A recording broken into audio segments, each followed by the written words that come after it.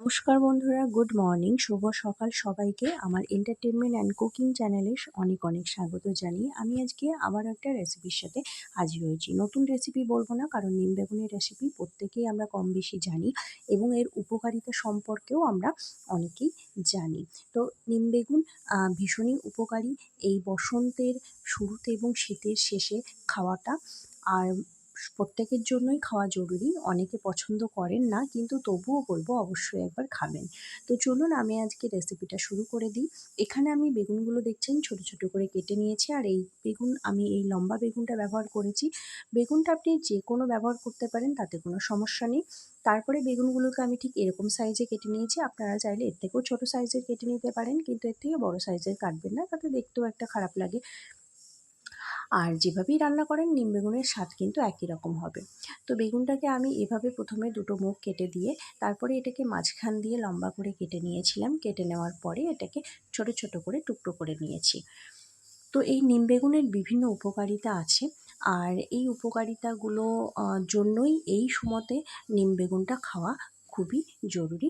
আর যেহেতু শীতের শেষ আর এই বসন্তের শুরু, এই টাইমটাতেই এই রেসিপিটা পাওয়া যায়, নিম বেগুনটা খেতে হয়।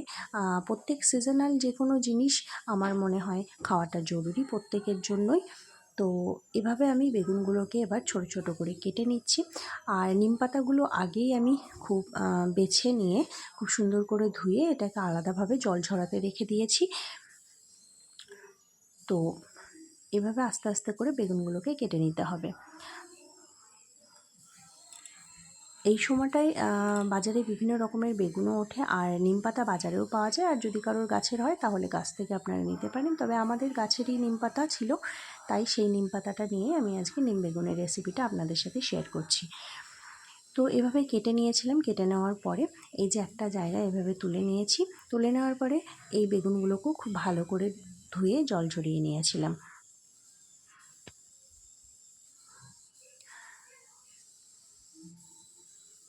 অল্প জল দিয়ে এটাকে খুব ভালো করে ধুয়ে নিয়েছি।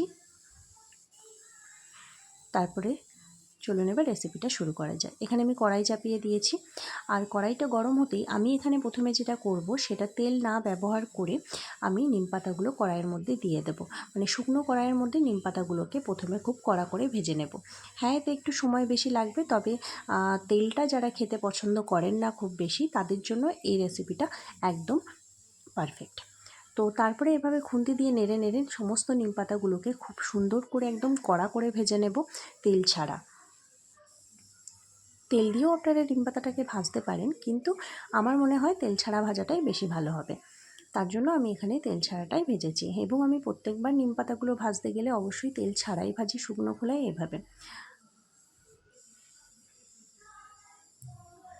তো এগুলোকে আস্তে আস্তে করে নেড়ে একদম কড়া করে ভেজে নেব, আমি একদম গোল্ডেন ব্রাউন করে ভেজে নেব।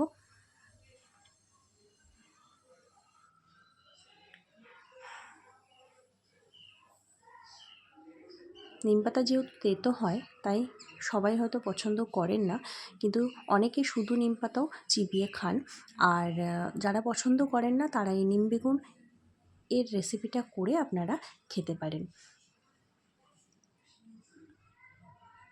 এর অনেক উপকারিতা আমরা জানি।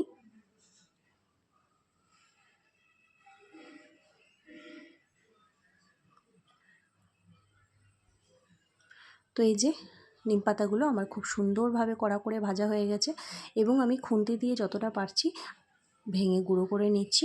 এরপরে আমি হাতে করে গুঁড়ো করে নেব। তো চলুন, নিম পাতাগুলো ভাজা হয়ে যাওয়াতে আমি এবার আস্তে আস্তে করে একটা জায়গায় তুলে নিচ্ছি নিম পাতাগুলো।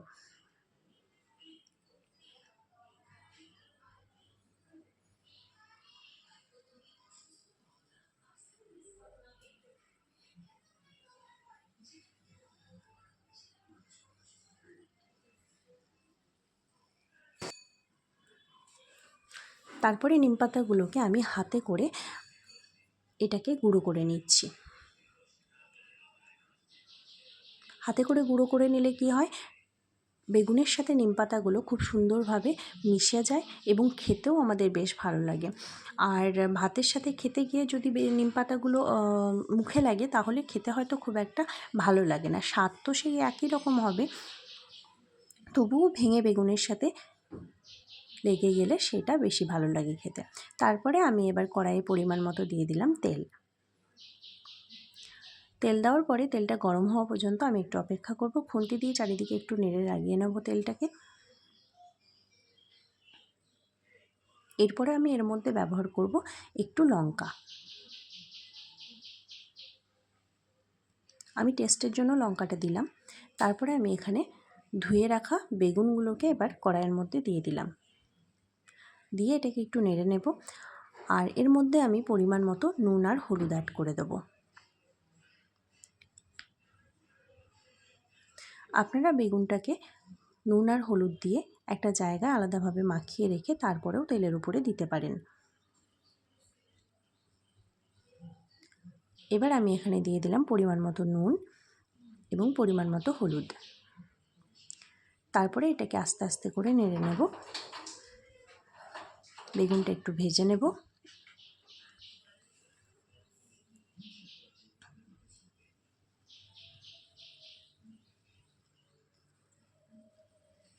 বেগুনটা ভাজা হয়ে যাওয়ার পরে এটাকে একটু সিদ্ধ করার জন্য আমি এখানে পরিমাণ মতো সামান্য একটু জল দিয়ে দিলাম। তারপরে এটাকে 5 মিনিট মতো ঢাকা দিয়ে দিলাম।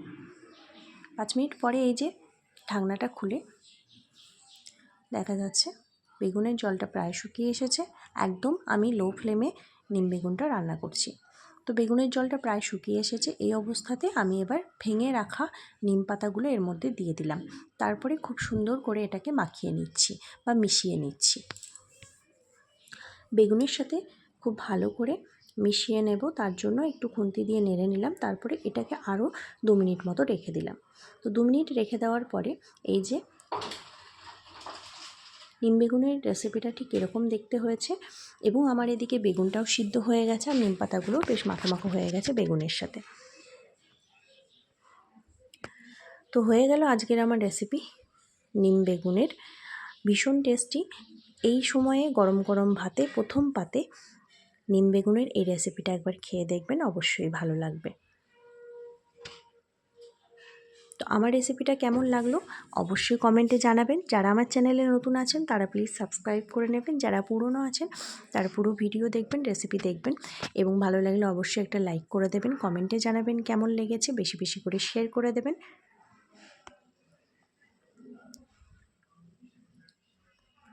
এবার আমি এটাকে একটা বাটিতে তুলে নিচ্ছি।